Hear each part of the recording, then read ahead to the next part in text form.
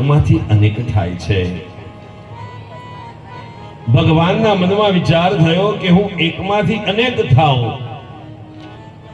ત્યારે પ્રભુએ કહ્યું, એકો અહમ બહુશ્યામી. એકમાંથી વધારે થયા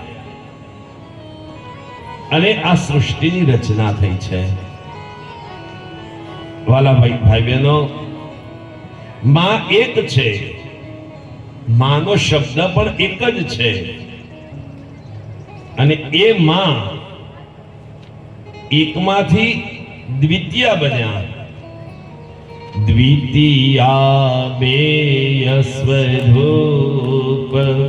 શિવ શક્તિ જાણો. શિવ શક્તિ જાણો. માં એકમાંથી બે બન્યા. એક શિવ તત્વ, બીજું શક્તિ તત્વ. એક શિવ તત્વ અને બીજું શક્તિ તત્વ.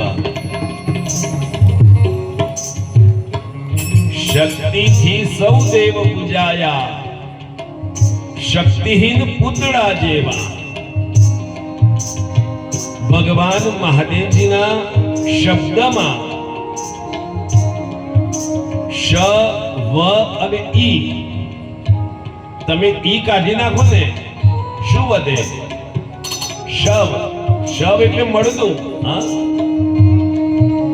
શક્તિથી સૌ દેવ પૂજાયા, શક્તિહીન પૂતળા જેવા રે માં. પૂતળા જેવા રે માં. જો શક્તિ ન હોય ને તો દેવતાઓ પણ અશક્ત થઈ જાય છે. હે, સંતોએ તો બહુ સુંદર મજાના શબ્દોમાં કહ્યું છે, માં જો ન હોય તો દુનિયા ક્યાંથી. માં જો ન હોય તો દુનિયા ક્યાંથી. આ જગતમાં જો માં ન હોય તો, માં ન હોય ને તો આ જગત જ ન હોય. માં એકમાંથી બે થયા, શિવ અને શક્તિ. વિષ્ણુ અને વૈષ્ણવી, બ્રહ્મા અને બ્રહ્માણી. અને એમાંથી માએ ધીરે ધીરે ધીરે ધીરે ધીરે ધીરે બ્રહ્માંડની વિરાટતા વધારતા ગયા. તૃતીયા ત્રણ સ્વરૂપ ત્રિભુવનમાં બેઠા. ત્રિભુવનમાં બેઠા. દયા થકી તરવેણીમાં, દયા થકી તરવેણીમાં. તરવેણીમાં. ઓ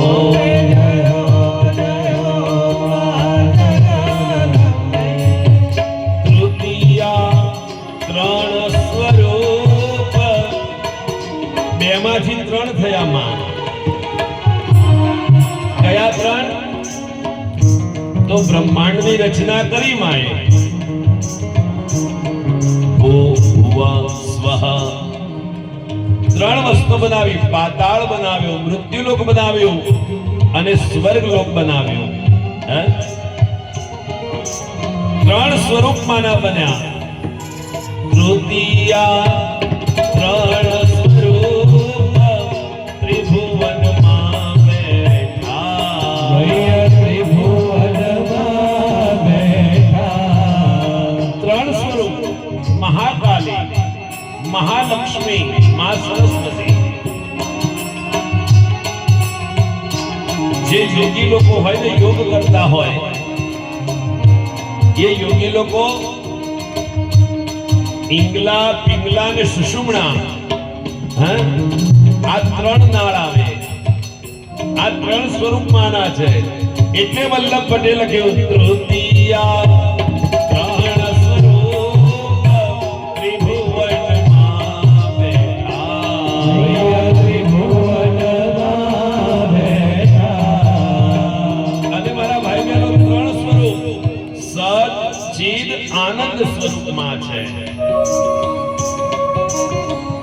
સત્ય સ્વરૂપ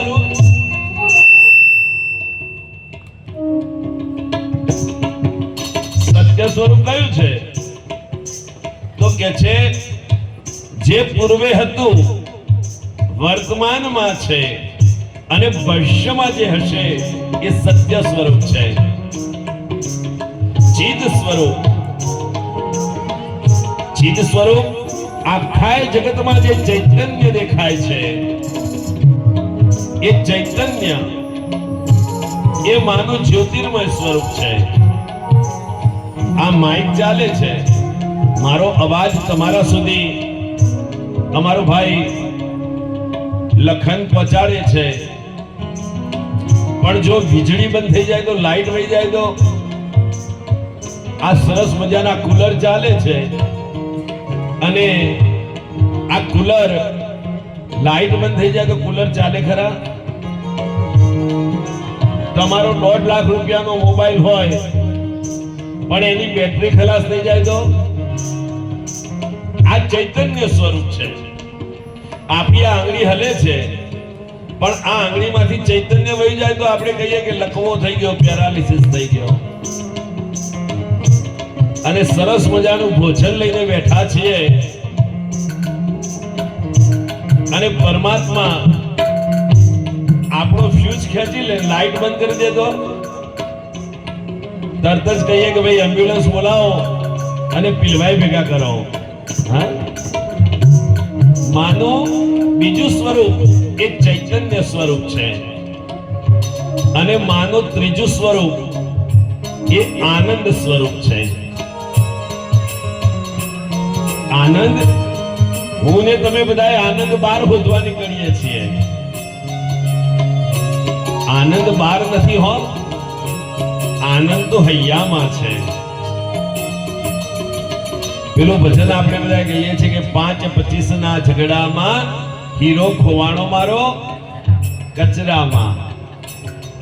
કોઈ સાધુને પૂછ્યું હોય, કોઈ સંતને પૂછીએ ને ત્યારે સંત સાધુ બતાવે કે હીરો કચરામાં નથી ખોવાણો, હીરો તો તારા હૈયામાં. બહાર આનંદ શોધવાની જરૂર નથી. બરાબર બપોરે દૂધ પાક ખાધો હોય, ગઈકાલે ખીર ખાધી હતી ને એમ, આહા, કાલ ખીર સરસ હતી હો, અને આજે મહાપ્રસાદ બહુ સરસ હતો. પણ મારો નિયમ છે એકવાર થાળીમાં આવી જાય એટલું જ ખાવાનું, માંગવાનું નહીં પછી. એટલે શીરો હારો લાગે તો પ્રેમજીભાઈ બીજી વાર ન મગાય, ખીર હારી લાગે તો બીજી વાર ન મગાય, નહીં તો નિયમ તૂટે પાછો. આનંદ, ખીરનો આનંદ થોડોક જ છે. જો વધારે પડતી ખીર ખાઈ લઈએ ને તો અપચો થાય, દુઃખ આવે. વધારે પડતો શીરો ખાઈ લઈએ, બીપી વધી જાય, દુઃખ આવે. આ મારી બહેનો દીકરાની વહુમાં આનંદ શોધે છે, પણ દીકરાની વહુ ક્યારેક ખીજાય ને ત્યારે આનંદ ઓછો થઈ જાય. એટલે જ કહું છું, આનંદ ફક્ત માં અંબામાં છે. તૃતીયા ત્રણ સ્વરૂપ ત્રિભુવનમાં બેઠા, ત્રિભુવનમાં બેઠા. કયા ત્રણ સ્વરૂપ? સદ ચિદ આનંદ, મહાકાલી, મહાલક્ષ્મી, મહાસરસ્વતી, પાતાળ, પૃથ્વી, આકાશ, દ્રષ્ટા, દ્રશ્ય અને દર્શન. આ બધું જેટલું દેખાય છે ને એ બધું માનું સ્વરૂપ છે. આ બધું જે બતાવે છે એ માનું સ્વરૂપ છે, અને આ બધું જેનાથી દેખાય છે એ માનું સ્વરૂપ છે. માના ત્રણ સ્વરૂપ, સત, રજ અને તમ, ત્રણ પ્રકારના ગુણો આપણી અંદર છે. સાત્વિક ગુણ, રાજસિક ગુણ અને તામસિક ગુણ. તામસ પ્રકૃતિ અતિશય ક્રોધ કરાવે, રાજસ પ્રકૃતિ આપણો મોભો બતાવવાનો પ્રયત્ન કરે અને સાત્વિક ગુણ સેવાનો ભાવ રાખે. સેવા જ કરવી છે, સેવા જ કરવી છે.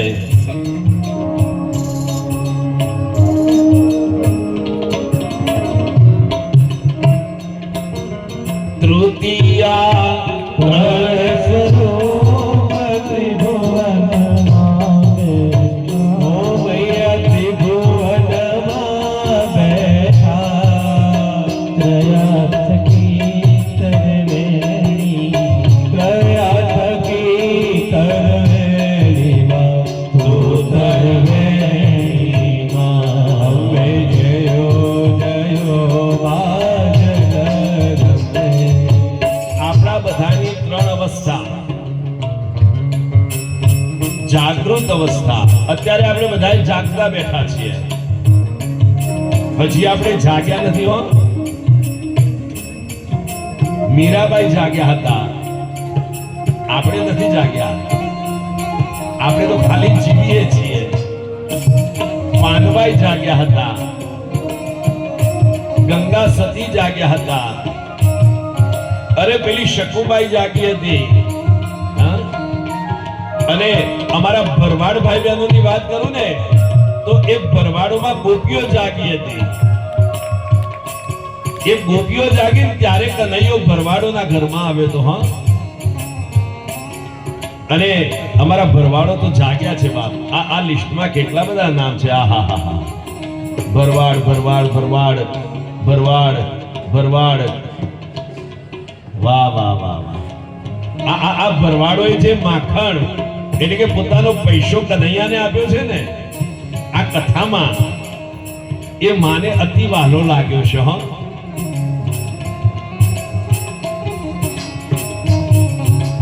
કોણ જાગ્યું તો કે છે એ ગોપીઓ જાગી. અને ગોપીઓ જાગી એટલે એમને તત્વ કનૈયો મળ્યો છે. તૃતીયા સ્વરૂપ ત્રિભુવનમાં બેઠા. ભૈયા ત્રિભુવનમાં બેઠા. એક અવસ્થા જાગૃત અવસ્થા, બીજી અવસ્થા સ્વપ્ન અવસ્થા. આપણને જે વિચારો કરતા કરતા હોતા હોય ને એનું સપનું આવે, એ સ્વપ્ન અવસ્થા. એક ભાઈ હતો 45 વર્ષનો, અને કોઈકના લગ્નમાં ગયો છે, ત્યાં ઢોલ વાગ્યું તો એના મનમાં એનો વિચાર આવતો રહ્યો. હવે એ વિચાર લગ્નનો વિચાર આવતા હુઈ ગયો તો સબનું ચાલુ થયું. એના ઘેર તોરણ બંધાણા છે ને માંડવો બંધાણો ને બધાય મહેમાનો આવ્યા ને પેલા ભાઈને હલ્દીની રસમ કરી. હલ્દીની રસમ આપણી નથી હો. આપણે તો સુહાગણો જેનું લગ્ન હોય ને એને પીઠી ચોડતા. હલ્દી જેવી કોઈ રસમ જ નથી. આ તો ખોટે ખોટું બધું ગતકડું આવી ગયું છે અને આપણા સંસ્કારોને અભડાવે છે. પેલા ભાઈને બરાબર પીઠી ચોડી વરઘોડો નીકળ્યો, અને એ વરઘોડામાં અમારા ચેતન જેવા અટકચાળિયા માણસે ઘોડાની બાજુમાં જઈને ફટાકડો ફોડ્યો અને ઘોડો ભડક્યો. અત્યારે લોકો ઘોડા ઉપર પણ બહુ જુલમ વરસાવે છે. હો, ઘોડો છે ને એ શક્તિનું પ્રતીક છે. એ ઘોડાને ડાન્સ કરાવે, આપણે બધા એનો આનંદ લઈએ કે હા હા ઘોડો ખાટલામાં નાચે છે, ઘોડો નાનકડા બાજોઠ ઉપર નાચે છે, ઘોડો પેલી તાસમાં પગ મૂકીને નાચે છે. ના ચડાય હો ઘોડાને. ઘોડો તો પૂજવા માટે છે, શક્તિનું સ્વરૂપ છે, હયગ્રીવ અવતાર છે. તમને ખબર છે એ ઘોડાને નચાડવા માટે એના ઉપર શું જુલમ થાય છે? એના મોઢામાં એક લોઢાની ખીલીઓ વાળું એક ખીલો ભરાવેલો હોય, એનો માસ્ટર જે બાજુના દોરી ખેંચે ને એ બાજુ એને ખીલી મોઢામાં વાગે એટલે ઈ પગ ઊંચા નીચા કરે. એવો જુલમ ન કરાય, એવો આનંદ ન લેવાય.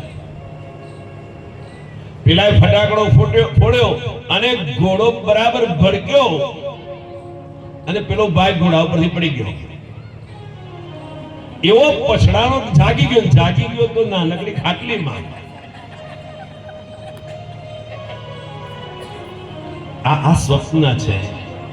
તમે જે વિચારતા સુઈ જાઓ એ તમને રાત્રે દેખાય, એ સ્વપ્ન છે. જો માના વિચારો કરતા સુઈએ, ભક્તિના વિચારો કરતા સુઈએ ને તો સ્વપ્નમાં પણ ભક્તિ પ્રાપ્ત થાય છે. અને ત્રીજી અવસ્થા આપણી એ સુષુપ્ત અવસ્થા છે. ગાઢ નિંદ્રામાં સૂઈ જઈએ, કોઈ નગારા વગાડે તોય ખબર ન પડે. અહીં ખરેખર શાંતિગીરી બાપુના ત્યાં મને બહુ સારી એવી ઊંઘ આવી જાય છે, કારણ કે આ તપ વાળી જગ્યા છે. કાલે તો બરાબર ખીર ખાધી અને ઘેર વાતો કરતા સામે ઓટલા ઉપર ઉપેન્દ્રએ ગાડલું પાથરી દીધું, ત્યાં ઓટલા ઉપર હોઈ ગયો. ઓટલા ઉપર મચ્છર કે અમે તમને અહીં હોવા દઈ? સુષુપ્ત અવસ્થા, ગાઢ નિંદ્રા. આમાં ઘણા લોકો એવું કહેતા હોય છે ઊંઘ નથી આવતી. હું એક મંત્ર બતાવું તમને. યા દેવી સર્વભૂતેષુ નિંદ્રારૂપેણ સંસ્થિતા નમસ્તસ્યૈ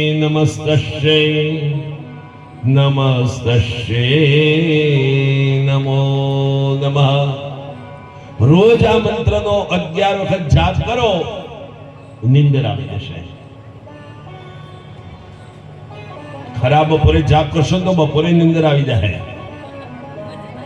એટલે બને ત્યાં સુધી રાત્રે જ જાપ કરવો. તૃતીયા ત્રણ સ્વરૂપ ત્રિભુવન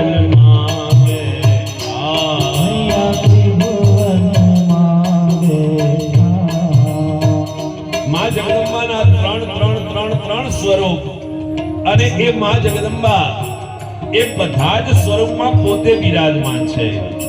ત્રયાથકી